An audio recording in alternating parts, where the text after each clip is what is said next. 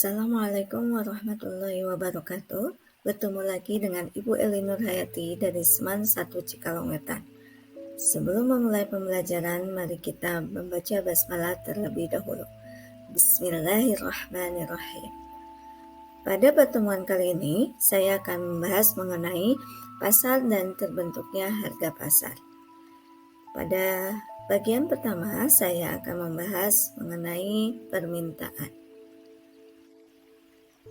Pada pembahasan permintaan kali ini, materi yang akan kita bahas yaitu mengenai 1. Pengertian permintaan, 2. Hukum permintaan, 3. Faktor-faktor yang mempengaruhi permintaan, 4. Kurva permintaan, dan 5. Fungsi permintaan. Mari kita mulai dengan membahas mengenai pengertian permintaan. Permintaan atau demand adalah jumlah barang atau jasa yang ingin atau mampu dibeli oleh konsumen pada berbagai tingkat harga dan waktu tertentu. Jadi, pada saat berbicara mengenai permintaan, maka sudut pandangnya adalah dari konsumen. Kita lihat pada gambar di samping ini bahwa kita melihat ketika ibu-ibu ini melakukan pembelian buku tulis dan alat-alat tulis lainnya, maka ibu-ibu ini sedang melakukan kegiatan permintaan. Berikutnya hukum permintaan. Hukum permintaan menyatakan jika tingkat harga naik, maka jumlah barang yang diminta oleh konsumen akan turun. Sebaliknya, jika tingkat harga turun, maka jumlah barang yang diminta atau dibeli konsumen akan mengalami kenaikan. Hukum permintaan ini berlaku dalam keadaan ceteris paribus, yaitu faktor selain harga dianggap tetap. Contohnya, ketika penjual buku ini menurunkan harga buku, sementara pedagang lain harganya tetap dan keadaan ekonomi tetap tidak terjadi apa-apa, maka dipastikan pasti banyak pembeli yang meminta buku pada pedagang ini akan bertambah banyak. Nah, jadi hukum permintaan itu berlaku dalam keadaan paribus, yaitu tadi bahwa faktor-faktor yang mempengaruhi selain harga bersifat tetap. Keadaan perekonomian tetap tidak terjadi apa-apa. Pembahasan berikutnya yaitu faktor-faktor permintaan. Faktor-faktor yang mempengaruhi permintaan itu ada 4. Yang pertama, harga barang lainnya, seperti harga barang substitusi dan harga barang komplementer. Harga barang substitusi seperti kopi dan teh. Ketika harga kopi mengalami kenaikan, maka permintaan terhadap teh akan mengalami kenaikan. Yang kedua, barang komplementer. Ketika harga gula mengalami kenaikan, maka permintaan terhadap kopi akan mengalami penurunan. Yang kedua, yaitu pendapatan. Ketika pendapatan konsumen mengalami kenaikan, maka permintaan konsumen tersebut juga mengalami kenaikan. Tetapi ketika pendapatannya mengalami penurunan, maka barang yang diminta oleh konsumen juga akan mengalami penurunan. Yang ketiga adalah selera. Misalkan selera seseorang terhadap bakmi. Nah, ketika dia seleranya terhadap bakmi, maka permintaan terhadap bakmi akan mengalami kenaikan. Yang keempat adalah ekspektasi harga di masa depan. Contohnya, ketika harga beras mengalami di masa yang akan datang diprediksi akan mengalami kenaikan, maka permintaan terhadap beras saat ini akan mengalami kenaikan.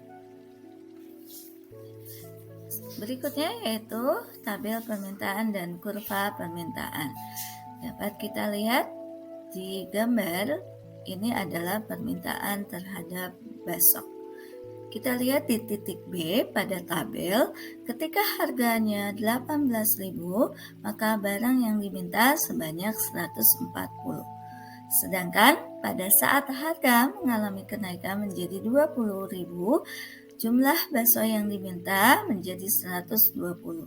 Sesuai dengan hukum permintaan, ketika harga mengalami penurunan, maka jumlah bakso yang diminta mengalami kenaikan, yaitu sebanyak 160.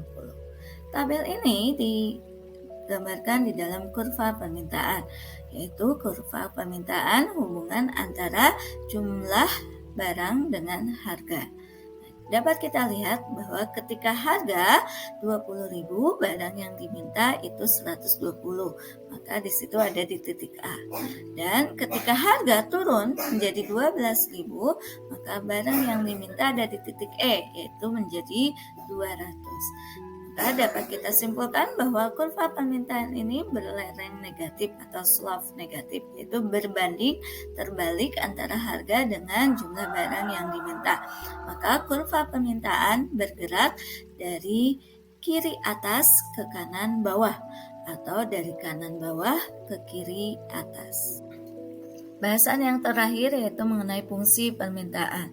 Fungsi permintaan dapat dicari dengan menggunakan rumus fungsi permintaan, yaitu P dikurangi P1 dibagi P2 dikurangi P1 sama dengan Q dikurangi Q1 dibagi Q2 dikurangi Q1, di mana P1 adalah harga pertama, P2 harga kedua, dan Q1 kuantitas atau jumlah barang pertama, Q2 jumlah barang atau kuantitas kedua. Kita lihat pada contoh berikut ini. Saat sebuah produk memiliki harga sebesar 100.000 per unit, maka jumlah permintaannya sebanyak 20 unit. Dan ketika harga mengalami penurunan menjadi 80 unit, jumlah permintaannya mengalami kenaikan menjadi 40 unit. Maka yang ditanyakan di sini adalah carilah fungsi permintaannya. Maka dapat kita ketahui bahwa P1 yaitu harga kesatunya 100.000 unit, P2-nya 80.000 unit, Q1-nya 20 unit, dan Q2-nya 40 unit. Sehingga kita masukkan ke dalam rumus.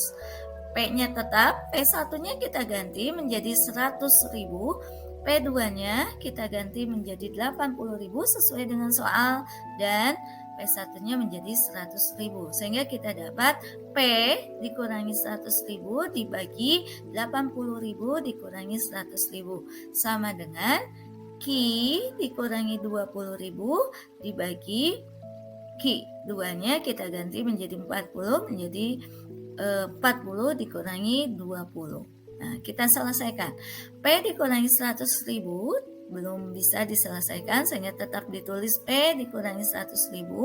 Kita selesaikan yang bawahnya, 80.000 dikurangi 100.000 menjadi negatif 20.000. Nah, sama dengan Q dikurangi 20.000 tetap, dan kita selesaikan yang bawahnya, 40 dikurangi 20 menjadi 20. Nah, kemudian kita kali silang, yaitu antara 20 dengan P dikurangi 100.000, sehingga didapat 20 kali P dikali negatif 100.000. Dan kita kali silang yang 20 negatif 20.000 menjadi negatif 20.000 kali Q dan kali negatif 20. Maka kita selesaikan. 20 kali P menjadi 20 P, 20 dikali negatif 100.000 menjadi negatif 2 juta.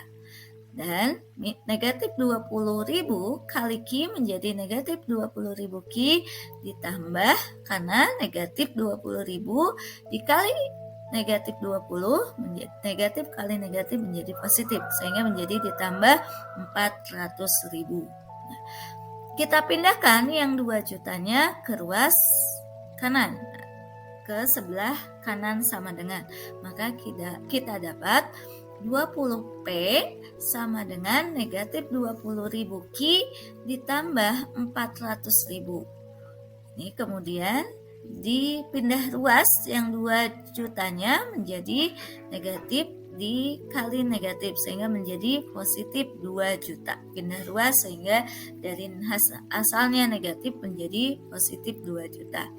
Maka kita dapatkan, kita selesaikan 20P, kita selesaikan 400-nya, 400 ditambah 2 juta menjadi 2.400.000, sehingga hasilnya menjadi 20P sama dengan Negatif 20.000 Ki ditambah 2.400.000. Sehingga P-nya dapat kita peroleh dengan cara negatif 20.000 Ki ditambah 2.400.000 dibagi 20.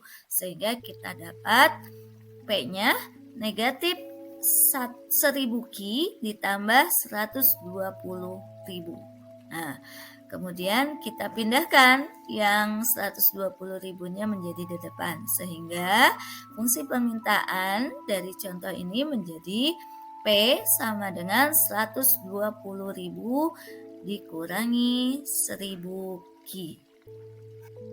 Demikian bahasan kita kali ini.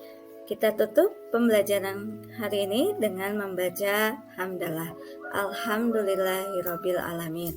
Terima kasih, semoga bermanfaat dan sampai ketemu pada materi berikutnya. Wassalamualaikum warahmatullahi wabarakatuh.